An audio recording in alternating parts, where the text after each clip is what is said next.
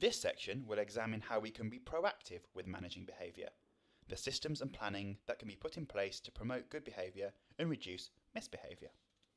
At an organisational level, Tom Bennett identifies 8 commonly found features of the most successful schools.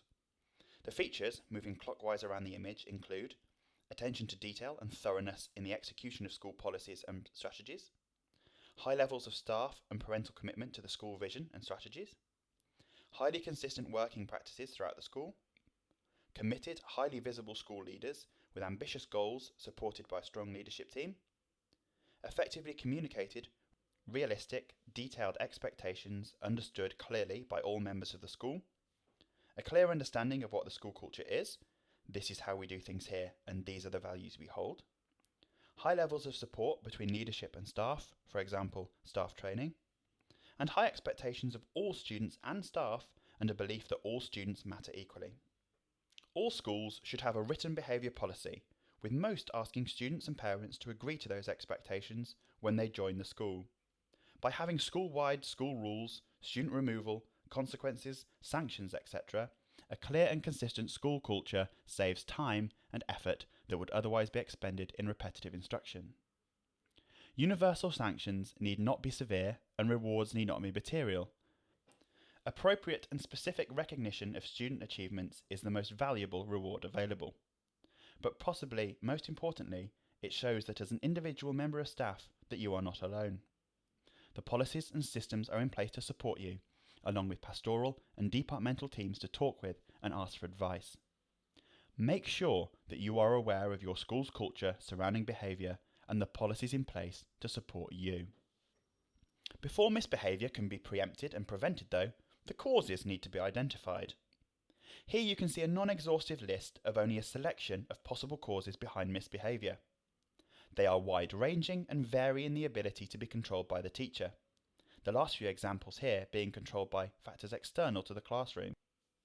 For example, students may feel frustration about not being listened to or understood, or maybe feeling upset or stressed about something.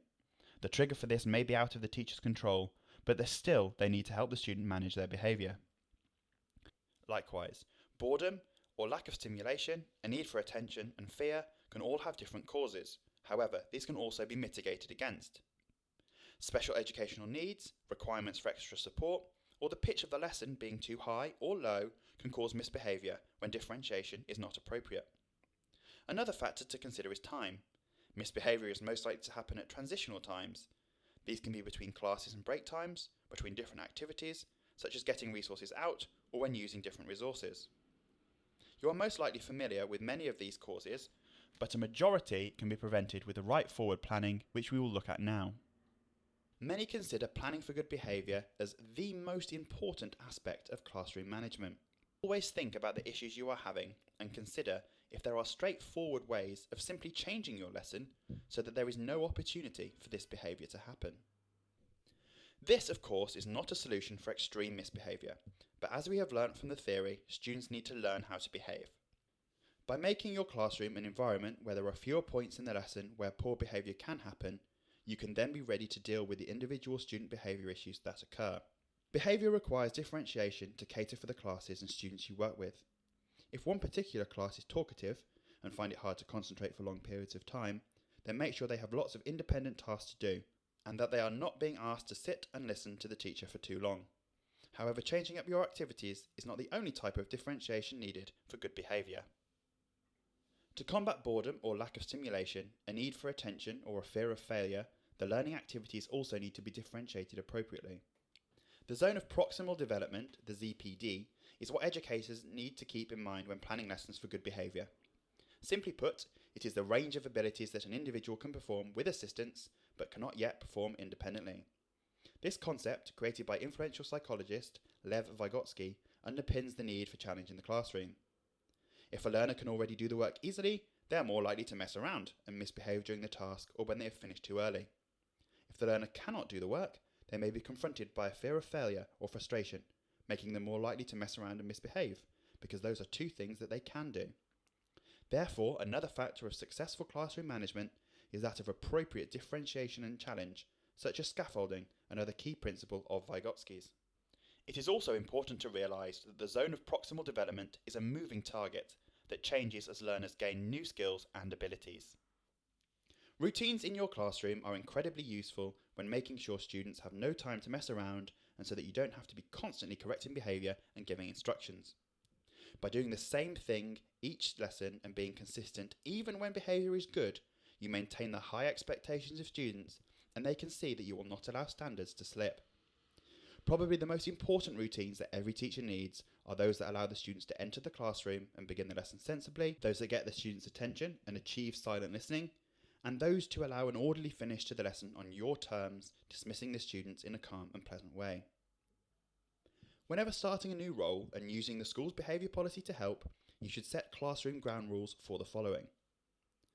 Your entry routines, including entering the classroom, where students sit, checking which students are present in class, consequences for lateness to class, and giving out equipment and books. Your signals for getting attention, including how to get students to pay attention, such as a non-verbal signal or a countdown. Your instructions and expectations during activities, including noise levels, pupils' response, time limits, and what students do when they need support. And finally, your exit routines, including tidying up at the end of the lesson and leaving the room at the end of the lesson. Leaving the room as you found it is a good rule of thumb for this, and you should not have to spend your break time or lunch collecting worksheets and picking up litter from the floor. If you as a teacher do not actively explain these routines, the reasoning behind them, and model them consistently and persistently, the routines will have no lasting effect. Now let's look at some specific strategies to help you with these key routines. Follow the school expectations for entry to your classroom. If it is usual to ask students to line up outside the class, ensure their behaviour is exactly as you want it to be before bringing the class in. However, if your school has a policy of keeping the corridor clear, you can still ask individual students to wait before entering until you are happy with their behaviour or attitude. No matter the policy, greeting all students on the threshold is essential. Make sure every student is entering the classroom ready to learn. The idea of the teacher being present at the threshold, classroom door, is so that students are allowed to enter your room. If their behaviour, uniform, etc. does not meet the classroom expectations, they should not be allowed to enter. This does not need to be a conversation with the students. They know the school rules. The teacher can give a non-verbal signal or quick comment of, "You're not ready to learn," or "Try again." The teacher should not make this into a discussion. Don't over-instruct. Sometimes waiting and giving non-verbal signals is far more powerful than constantly giving instructions. It's okay to take some extra time bringing the students into the classroom because it means you will save time having to deal with behaviour issues later on. The added benefit of not allowing students in until you're happy is that anyone walking past, for example senior leadership, will be able to see if you need their support in getting students in the right frame of mind to learn in your classroom. The point of controlling the threshold is to show students that you are in charge of the space. This is your classroom and they need to meet your expectations before they're allowed in. You don't need to be explicit about this. For example, you don't need to say, "This is my classroom and you're not coming in until you behave well," because some students might then take that opportunity to mess around for the rest of the lesson and stay outside. The idea is that you show the students with your tone, body language, facial expression, etc., that you are confident and that you are in charge. Students will respect this approach far more than someone that they perceive as trying to plead with them to stop messing around. Make sure all students are silent and ready to enter before giving very clear and concise instructions about what they need to do after entering. For example, find your books from the front desk, have a pencil ready, you have 10 minutes to complete the Do Now activity on the board. If you have a gradual entry, what about the students already in the classroom doing this while the others arrive? You are spending all the time sorting out behaviour at the door, meanwhile they could be messing around.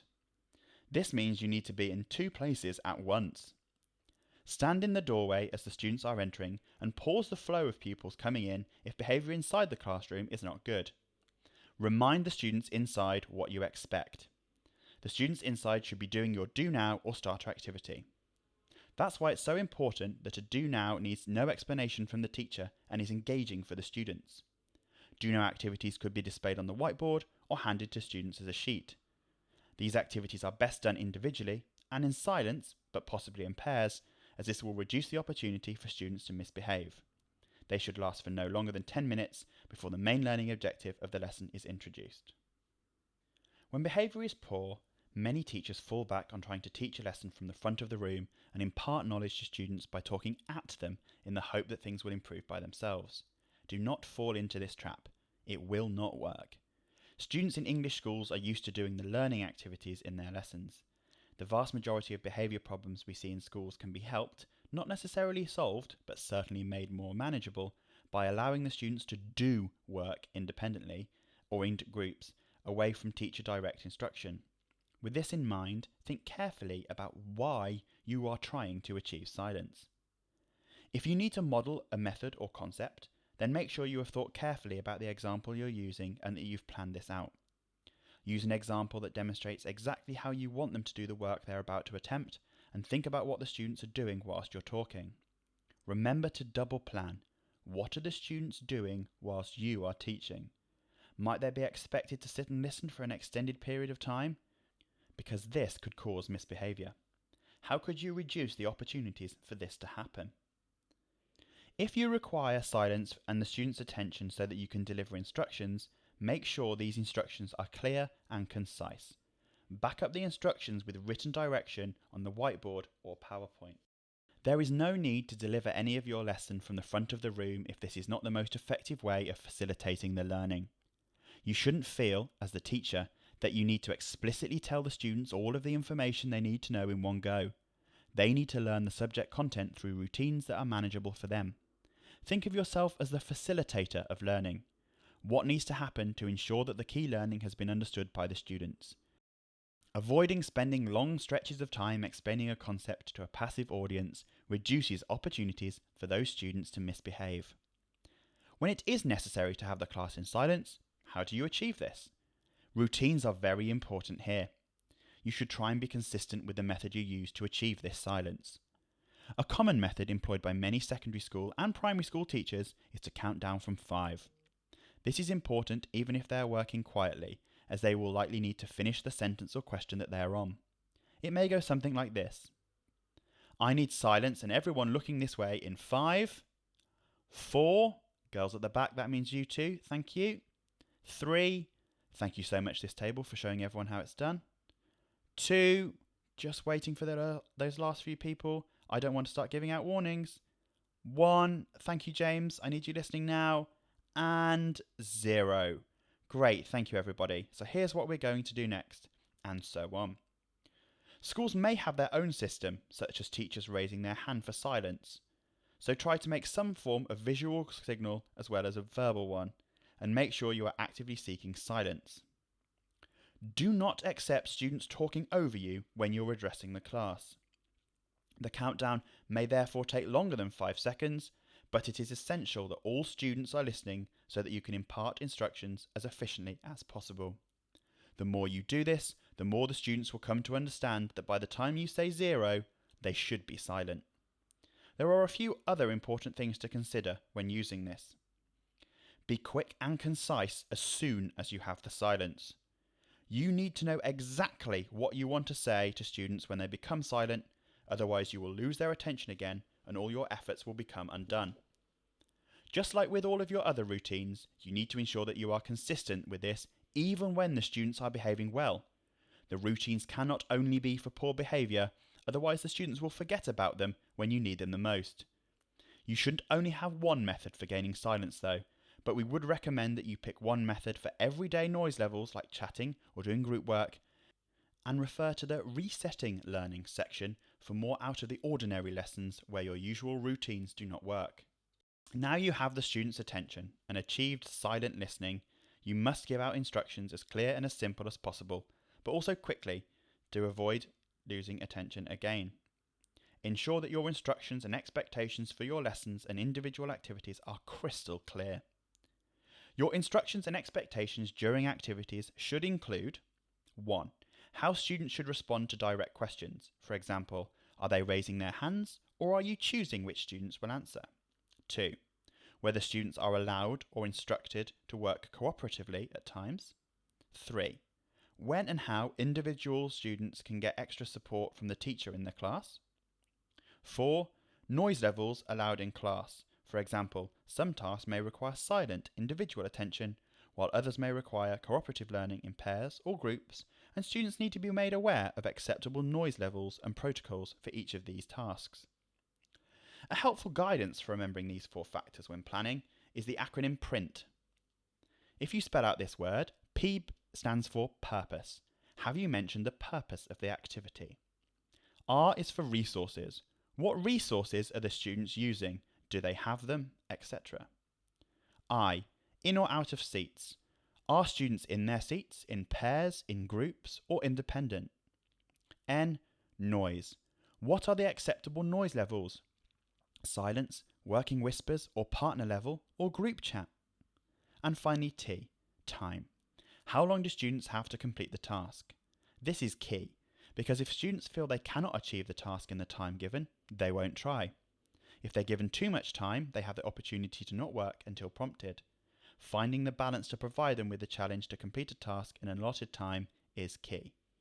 By using this entire acronym of PRINT, your instructions should be clear, concise, and foolproof. Using the same routine each day means that students get used to how you expect them to end the lesson. Be prepared for the bell or buzzer to go at the end of the lesson. If there is no audible signal, then also be ready for the corridor filling with students who have been dismissed from other classes. You always want to seem calm and prepared in front of your students.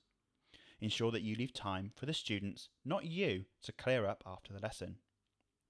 Try and think ahead and get the students to organise your classroom and resources for you.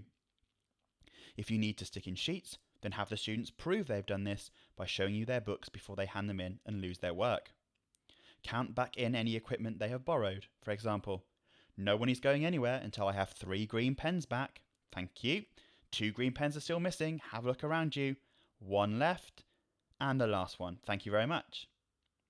Also, have the students hand in their books so that you can lay them out easily for next lesson. Maybe you could ask them to put them in a pile on their tables and hand them in together so you can easily hand them out to their tables next time. If you need to mark their work, then ask them to hand in their books open to the correct page. End the lesson with the students standing in silence ready to go unless the school rules say otherwise.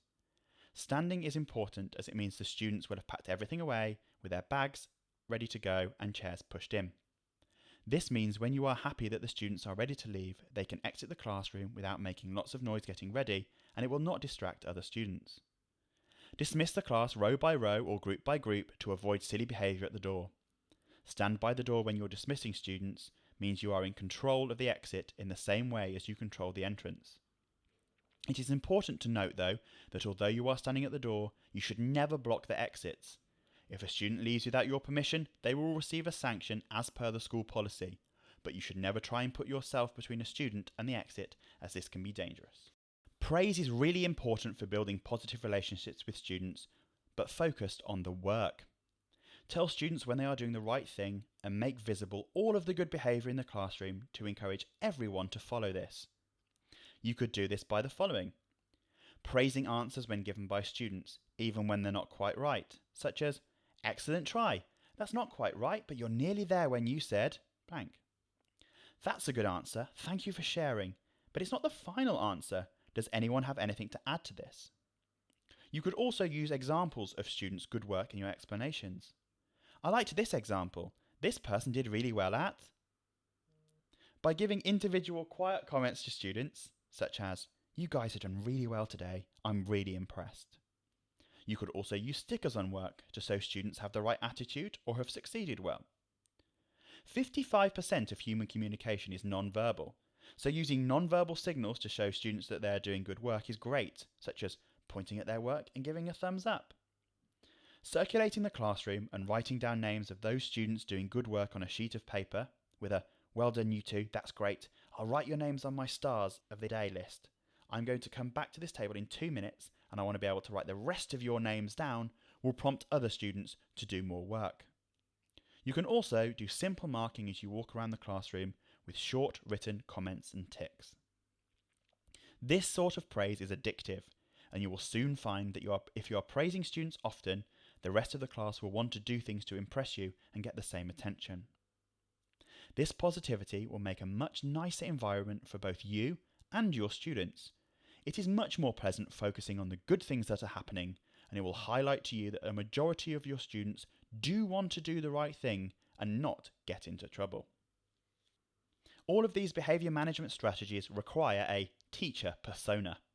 Remember that teaching is a lot like acting. You are playing the part of a confident, calm, and in control leader, even when you don't quite feel like that on the inside.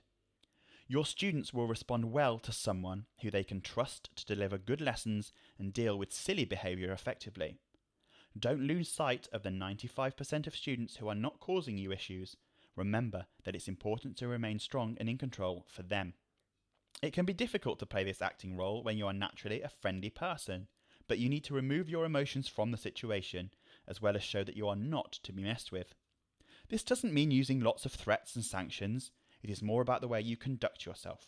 Show the students that their silly behaviour, although unacceptable, is not going to faze you.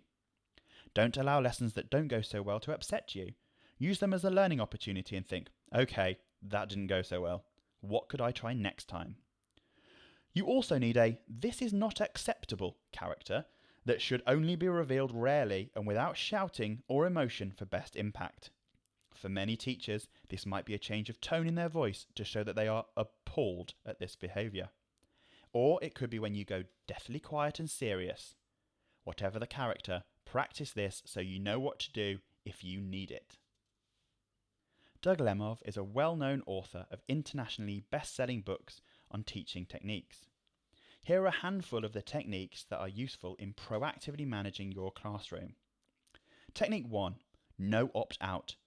A student claiming that they don't know is a cause for action, an opportunity for the teacher to strive to get them to the right answer. Students should not be able to opt out of learning or behavioural experiences. Technique 7. The 4 M's. Making sure your lessons are accessible and focused removes opportunities for misbehaviour. Use these 4 criteria to make sure your effective lesson plan objectives are manageable, measurable, made first, and the most important part of your lesson. Technique 18 is checking for understanding.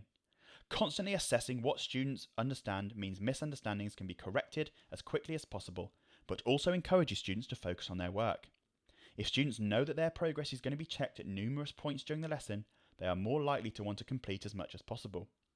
And technique 22, cold call. Linking in with techniques 1 and 18, calling on students regardless of whether they've raised their hand or not enables the teacher to check on the level of learning of any student in the class. Cold calling also makes the teacher seem authoritative and keeps the lesson fast-paced because the teacher doesn't need to wait for volunteers. It also increases the amount of thinking going on in the classroom because everyone knows they may be asked to answer. Technique 30 is tight transitions. Instilling routines for transitioning from one class activity to another means time and energy for learning is maximised. Doug Lemov is an advocate for the countdown technique to achieve this. Some students may join in the countdown with you at first, some will not be quiet by the time you get to 0 at first, but persevere. Use praise and rewards to reinforce its importance, and it can soon become an extremely efficient tool for those times when you need everyone's attention. You may already have a technique for getting everyone's attention, such as hands up, but the countdown technique is more effective as it is time related and does not rely on the students seeing you. Technique 39. Do it again. Giving students more practice when they're not up to speed doesn't mean they're just going to be repeating themselves. It means they're going to be doing better than before, striving to do their best, and hopefully giving it their all. This goes for routines and behavioural expectations as well as learning activities. Finally, technique 46, the joy factor. Praising good behaviour and celebrating the process of learning means students and teachers will feel excited about the purpose of why they're doing and what they're doing every day. To summarise the proactive strategies we've looked at so far, you are not alone. Your school's behaviour system is there to help you. Plan activities within your students' zones of proximal development that are engaging and challenging but achievable with your help. As Cohn explained, keeping students curious and active in their learning means the more engaged they are, the less opportunity and reasons there are to misbehave. As the cantor suggested, clear expectations and routines provide a clear indication of expected behaviours. This then gives students a choice to behave correctly or face the consequences, as explained by Glasser. Use praise as positive reinforcement for wanted behaviours, as Skinner suggests, to make them learned behaviours and create the kind environment wanted by Cohn. Finally, craft a teacher persona with a firm tone to place responsibility on the student as advocated for by the Cantors. We can now see how past educational theories have evolved into these workable classroom management strategies of today. By implementing these strategies into your planning and classroom ethos, it can help reduce the amount of misbehaviour that you will have to manage. You have now completed this section of the course. Please confirm below that you have watched the video clip in full and click the next button. The questions for this video section will then appear. Once you have finished the questions, the next video will show.